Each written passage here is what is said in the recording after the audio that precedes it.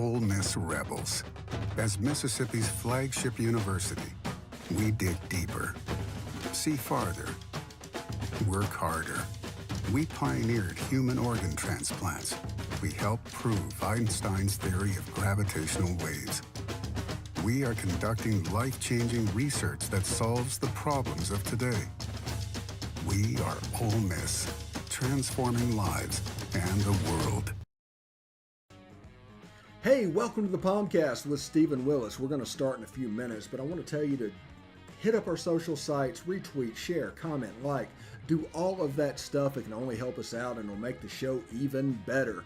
But we're getting ready to give you a lot of good Ole Miss information, and I just thought I would tell you that because the POMcast is starting.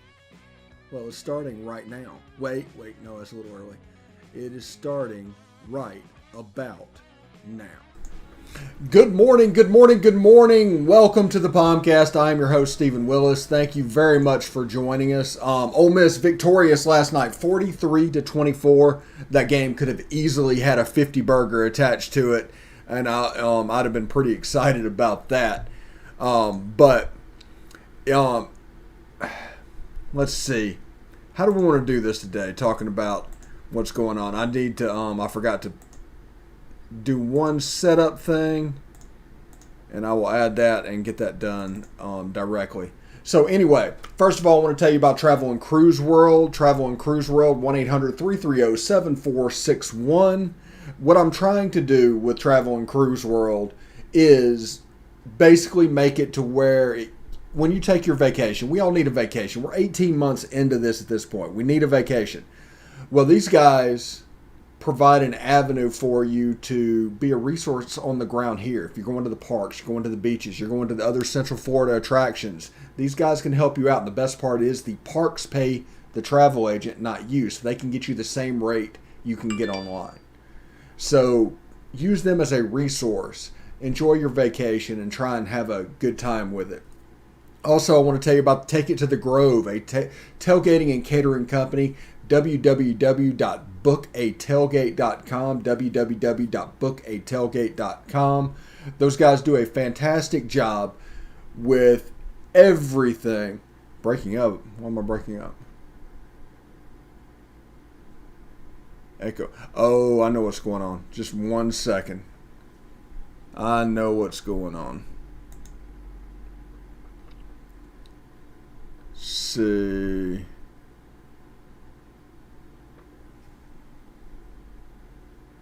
All right, what about now?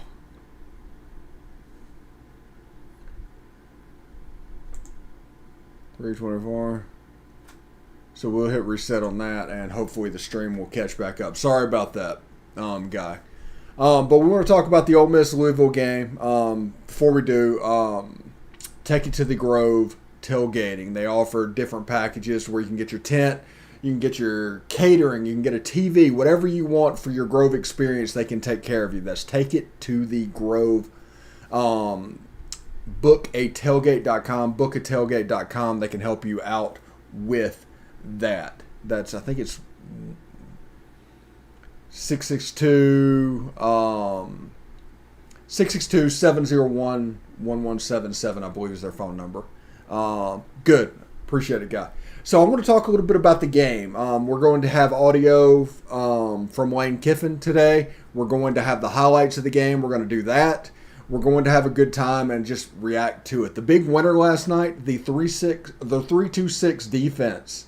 I was very impressed with that defensive effort. It got Tysheem Johnson, who we've been talking about for months, starting the game. Started the game as a true freshman in his first college game. Led the team in tackles. He was tied for the league. He had a half tackle for loss as well. So fantastic job by Tysheem Johnson. Fantastic job by Chance Campbell.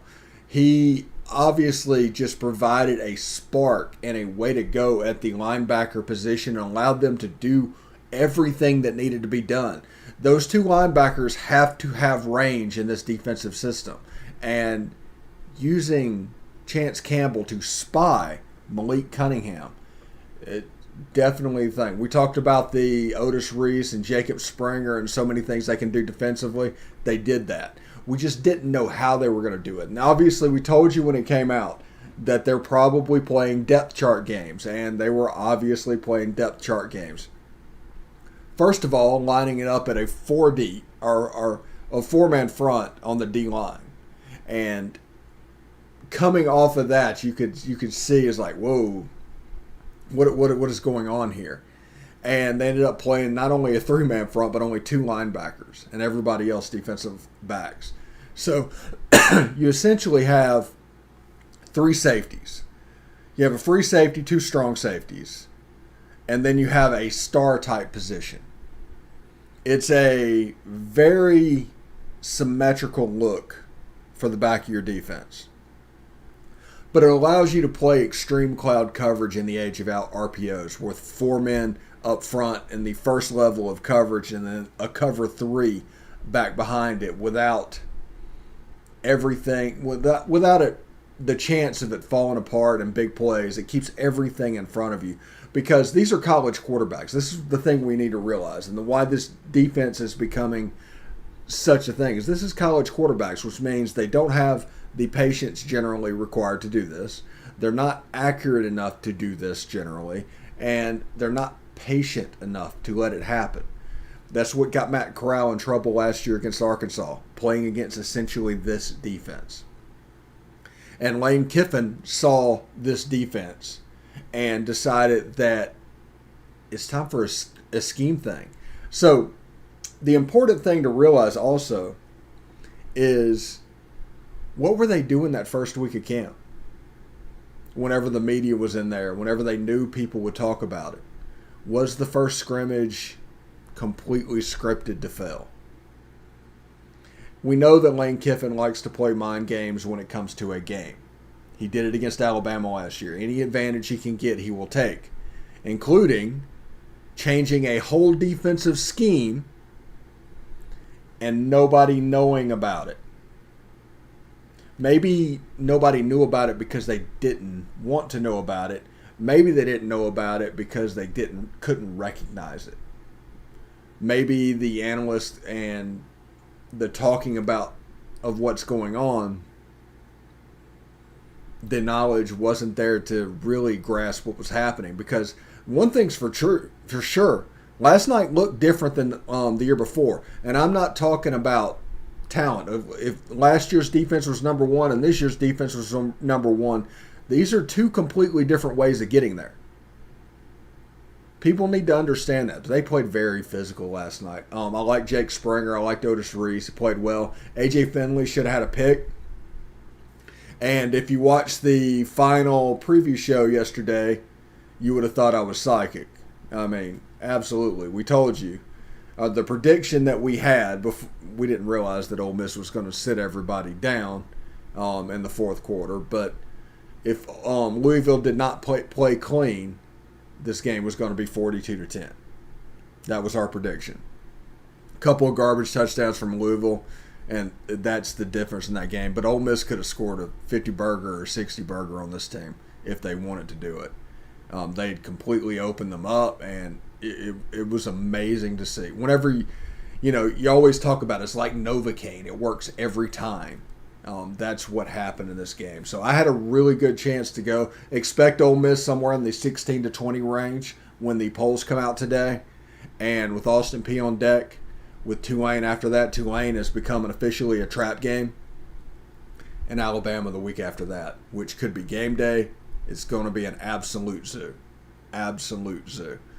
But there's a nice little ramp now to get to where you want to be and grow up. So we're going to play the game highlights. We're going to hear from Lane Kiffin, and we'll come back and talk a little bit more about the game on this reaction episode of the POMcast. Stick around. Welcome to the Chick-fil-A kickoff game on ESPN. Tonight from Mercedes-Benz Stadium in Atlanta, where the roof has been opened. Natural air for this Labor Day night clash between the SEC and the ACC. Ole Miss and Louisville squaring off to cap off what has been just a sensational first full weekend of college football. Full house, tight backfield. Ely pushing, and Ely is into the end zone. Touchdown, Ole Miss.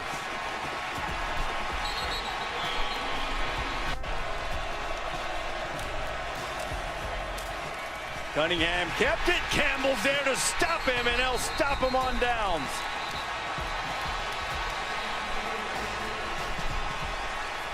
So Ole Miss sends the field goal unit onto the team, and the longer field goals tonight are going to be attempted by the freshman from Mandeville, Louisiana, Caden Costa. He's got an exceptional leg. They wanted to kind of break him in slowly, but they need the 47-yard attempt here. So let's see how it goes.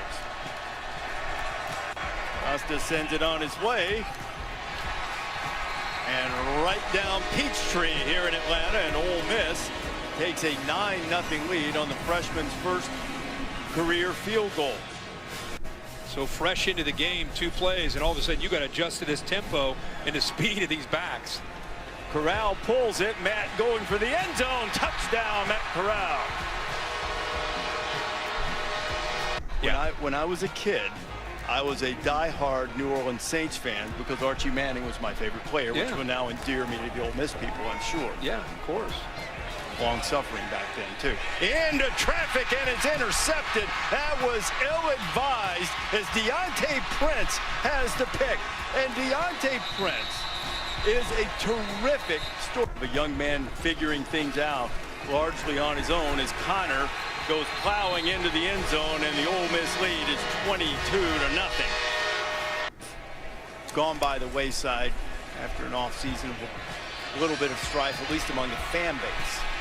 Cunningham chased out of there by Sam Williams, and he tried to turn the corner and couldn't. Cunningham pitched it quickly, and they dropped it. He had the first down if he just holds on to the ball, and he does it, and Austin Keys is there, and it was a stop anyway, and everything that could possibly go wrong has. A 22-yard attempt, and the freshman a little confidence. A little more after he hit the 47-yarder. 10 players out there.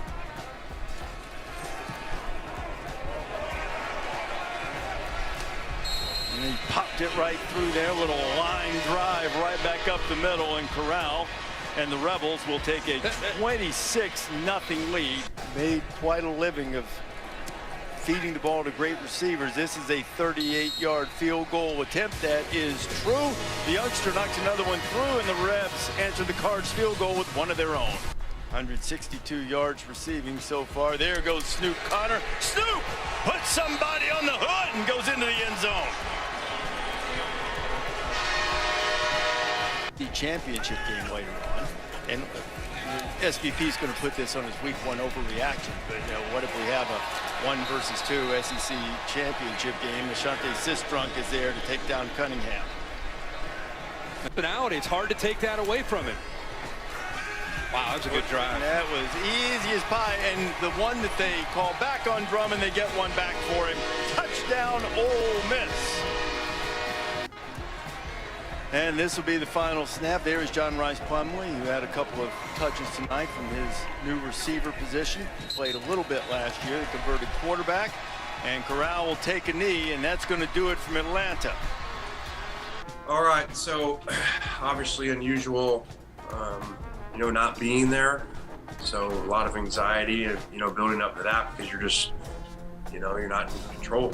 So did everything we could, zoomed into all the meetings and talked to them, at pregame meal and all the stuff. And so just really proud of our players and coaches to handle a curveball like that and go play on the national stage really well against a quality team that gave people a lot of problems a year ago. Look at what these guys did to Notre Dame and shut down Notre Dame for most of the game. So good first win, good start. Obviously, we got to clean up penalties, but that's easier to clean up than, not being able to get open or, not being able to get a pass rush. So some really good things in the game to build on and some things to work on too. And obviously, we got to learn how to tackle differently, especially if, we go go to the Big Ten. They played it how we're supposed to. Obviously, we completely changed schemes than we did a year ago, and had not talked about it on purpose and waited for this game and whatever you want to call it, this 3 down and 2 linebackers and everybody else is DBs. So it's similar to some stuff that we played last year, Arkansas and Iowa State plays it. Just really thought it gives people problems in the offseason. So we went to it and players bought in and it paid off. Limited explosive plays and saw a lot of guys running downhill hitting people. Yeah, I mean, you never know when you play in these systems and they go to take away people and we got a lot of soft coverage outside and really deep, which I wouldn't think statistically that was the case, but they stayed deep and didn't let us get behind them, and that takes away your outside receivers a little more. And so he's our slot, like Elijah was a year ago, so he ended up getting a lot more catches and opportunities. So again, 9 for 177 with 1 called back. So really cool day by him. Did a really good job. He's come in and been a good leader and just been excited to have a veteran come in there and step up and play really well. And so that was great to see. And the whole defense, guys, a lot of guys made plays in there, a lot of guys on this tackle list, and it was just it was cool to see the players play well, and on top of that, to see the scheme come together and work well. I'm told that my days will be up, and I will at the last minute be there, whether that's.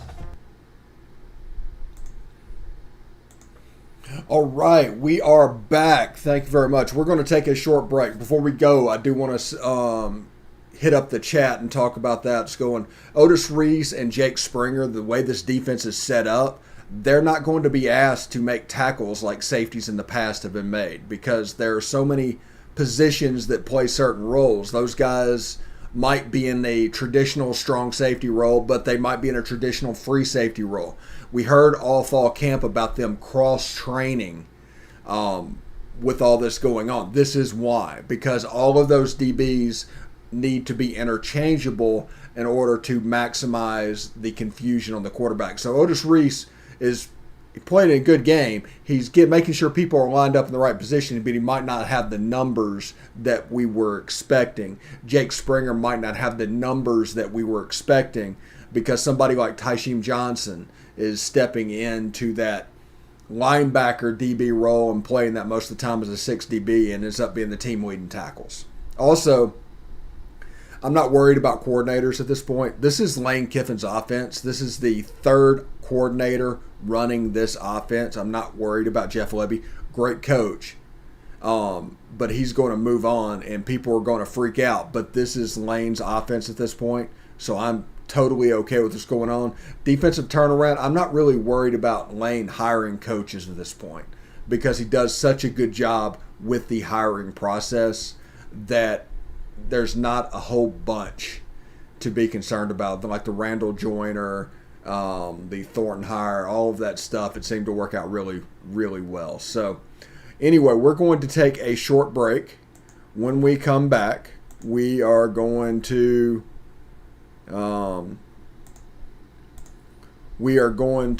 continue talking about the game, and we'll move over to the offensive side of the ball, and we'll even touch on some of the Pro Football Focus rankings type stuff and what we have going on for the rest of the week. So really excited. Just stick around. We'll be right back.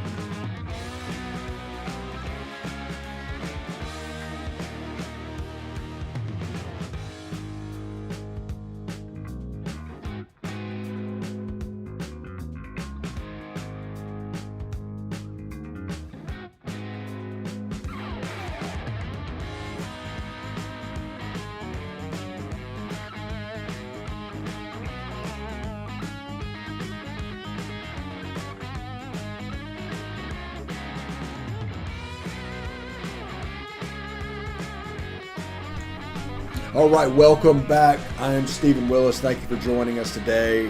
Ole Miss, a 43-24 win over Louisville, a result that Ole Miss could have put 60 points on the board if they wanted to. And honestly, if they wanted to, could have held Louisville to 10. You saw a bunch of 2s and 3s getting reps defensively. That's going to help them later on in the year. But they got those game reps. That they got to see that game speed, and a lot of young players played that game. Markevius Brown made his debut at corner. He's somebody to keep an eye on. I think Kendrick Breedlove made his debut as well. So DB, all of this going around, they're going to get a little bit better incrementally. And obviously, the scariest part about this for everybody is that they say that the most improvement of a team happens between week 1 and week 2. So I do feel sorry for Austin Peay, but I imagine that's going to be fairly vanilla. Also, congratulations to Luke Altmaier for making his debut, even if it was just for one snap. He's obviously the emergency one-step quarterback, and he won the backup job, if you consider the backup job being between Luke Altmaier and Kincaid Dent, because that snap went to Luke Altmaier. So there's nothing you can really say about that. We do have Tyrell Pigrom coming in. He did not play last night. He does have a little bit of the offense to pick up, but we'll see what that looks like moving forward. So I'm just really, really impressed with this team. Everything that they've went through, everything they go through, they get 100% vaccinated. They handle business. Matt Corral, his pass to Dontario Drummond on the sideline was, I think Jevin Sneed did like 2 or 3 passes in 2008 against LSU that whenever you think of perfect passes in Ole Miss, that's what you think of. Matt Corral threw a pass to Dontario Drummond last night that was absolutely amazing. It's the best pass I've seen from a quarterback in a few years at this point. Drifting to the left, throwing over a cornerback, in between a corner and a safety, on the sideline, put it to where the only place he could get it, Dontario Drummond makes a catch by getting the back of the ball and ends up getting 2 feet in. It would have been an NFL catch. It looked, the closest thing I can think of was Eli's pass to Mario Manningham in the Super Bowl. That's the only thing that I can relate to. But Matt Corral looked so good. And he started out like 6 of 12. There was a couple of plays. CJ Avery had a series where he got a couple of hands on the ball. I think it was the second series of the game where Matt threw 3 incompletions, and it looked like Louisville had a little bit figured out. They didn't have a little bit figured out. And that camera angle also, by the way, you could actually see some of the RPOs and how they torture linebackers. We've talked at this point for a year about how they torture linebackers and what they do. That game, that with the extra camera angles that ESPN had and the cameras in position, you could actually see the RPO and the linebacker torturing in progress. I would not want to be CJ Avery. I would not want to be a linebacker in that system because it's just brutal. And you see the plays set up to where the ball's in the hand and the linebacker, you can actually look at the linebacker making the choice to stay back or go. He comes towards you, the RPO's on, the wide receiver's open. It's like a 20-yard gain because you're behind the linebackers. I mean, it's a fantastic play. Also, great play call last night. I don't know about the play design or who thought of it and what's going on, but the fake quarterback draw to drop a pop pass to Jerry and Ely, depending on which way the linebacker goes, either the linebacker can run with Ely or you can come up and hit to get the quarterback on the quarterback draw. He comes up, Jerry and Ely wide open, easy touchdown. It was called back for a penalty, but it was a fantastic play design, and that play is on film. The whole purpose of that play was to get it on film.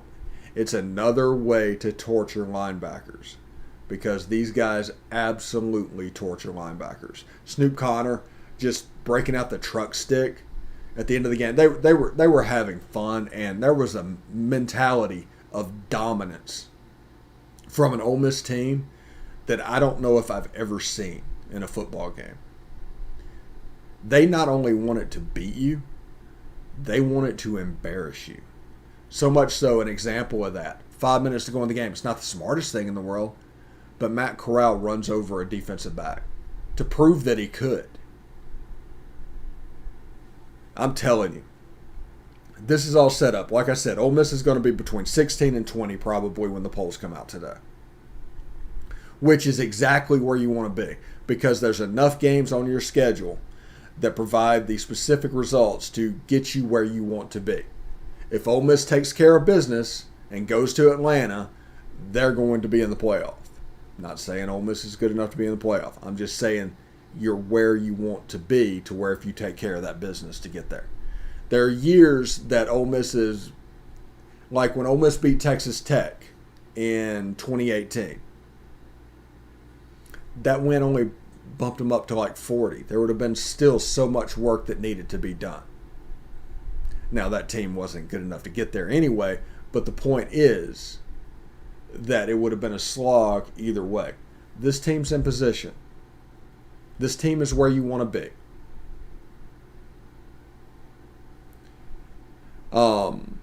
And yeah, it was absolutely blocking for you. The way this run game works. Now, people don't understand this about Jeff Lebby and this Lane Kiffin system. I want to change the subject just for a second. Art Briles, the system that this came from, was a wishbone coach. He's all about running the football and different ways to run the football. So in the running game, they are going to be advanced. They're going to know how that's supposed to look. And Jeff Lebby is going to obviously inherit that. The Lane Kiffin stuff is inherited that. And Ole Miss runs the ball 60-65% of the time. Snoop Connor looked really good last night, by the way. Really good. Like we said, there was depth chart shenanigans. There will be depth chart shenanigans tomorrow, by the way, as well. But they should not be totally discounted. You can learn things from a depth chart, even if it's not exactly how they will line up or what's going on. You can learn after seeing this game with Snoop 4, Tashim Johnson 3 on the depth chart, and they set up a formation that wasn't absolutely run. But if you look at the lower players and the players that come out there, we can see for the future how they're going to line up. Oh, Bama Week guy is going to be nuts. Bama Week is going to be a zoo if Ole Miss takes care of business the next 2 weeks. That is going to be nuts. Game day will be in Alabama. Because Ole Miss has a chance. If they win the next 2 games, which they should, they'll be favored in both of them going into Alabama. They could be 10 or 11, depending on other results. I genuinely think that. So, I'm not saying we've arrived, but we're on the ascendancy. Remember, year 1 at Alabama, Nick Saban went 6-6. Year 2, he went undefeated. Year 1 at Ohio State, Urban Meyer struggled. Year 2, I think he went undefeated or lost once. The point is, great coaches have an ascendancy scale that's higher than normal coaches. So year 2, there should be a precipitous jump if you have a great coach. Year 3, if you have a good coach. So this year will determine whether or not we have a good coach or a great coach, essentially. So I'm looking forward to that. Really am. And this could be a lot of fun. But the Governors of Austin Peay come into town next weekend. On Saturday, September 11th. Remember September 11th, by the way. I believe it's the 20th anniversary of it. I was in D.C. at Bolling Air Force Base whenever 9/11 happened. I had 2 months of overnight guard duty because of it, and daytime doing my normal job. So it was like 22 hours a day that I was assigned to work. That period is going to really affect my mentality whatsoever. And that also period brought us the Patriot Act, which needs to go away. It absolutely needs to go away. It's going to get abused. It's getting to the point where it's going to get abused. So, anyway, we are going to stop right there. Hope you enjoyed the reaction show today. This week, let's see, real quick, bring this up for you.